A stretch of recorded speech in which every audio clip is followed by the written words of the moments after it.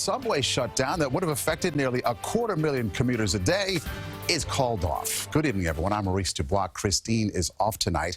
Right now on CBS 2 when streaming on CBSN New York, it was the headache we've been reporting on and you've been preparing for. The L train shutdown was said to be one of the biggest subway disruptions in city history, but now it's been scrapped. 250,000 commuters use the line every weekday, and rather than being forced to find alternate forms of transportation, the governor now says there's a better plan. So starting in April, repair work will happen on nights and weekends. At times, one tunnel would be closed, but trains will still run thanks to an engineering breakthrough. CBS 2's Bauman live tonight in Williamsburg with more for us. Allie.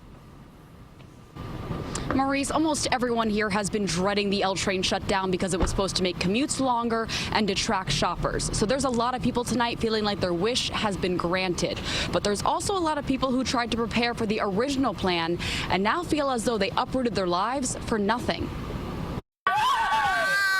That's amazing. I had no idea what I was going to do. There's a big sigh of relief in Brooklyn with the surprise announcement the L train is not shutting down this April for 15 months. I think it's just awesome that it's not going to close down. It's great news for us today. Governor Cuomo says after hundreds of hours researching, engineer teams from Columbia and Cornell have come up with a new design to resolve the damage to Canarsie Tunnel from Superstorm Sandy. It has been implemented in Europe.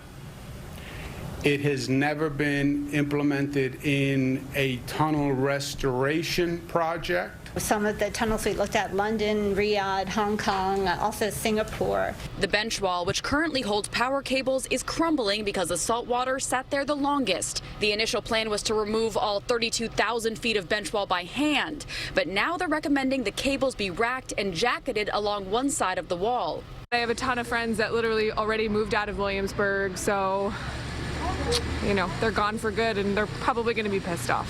The looming L-pocalypse has been hard on Williamsburg businesses and real estate. For people to move into a neighborhood that they don't know what's going to happen, how they're going to commute. Rentals stay on the market longer, and apartments were more difficult to rent.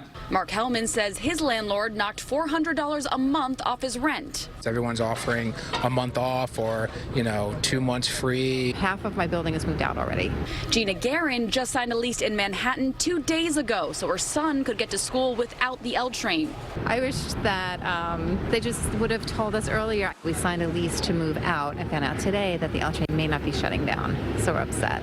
City Councilman Keith Powers. For a lot of people, they made decisions about their life a long time ago about what would happen when the L train closes, and now they're finding out that it's a totally different plan. In the meantime, people like Gina are scrambling.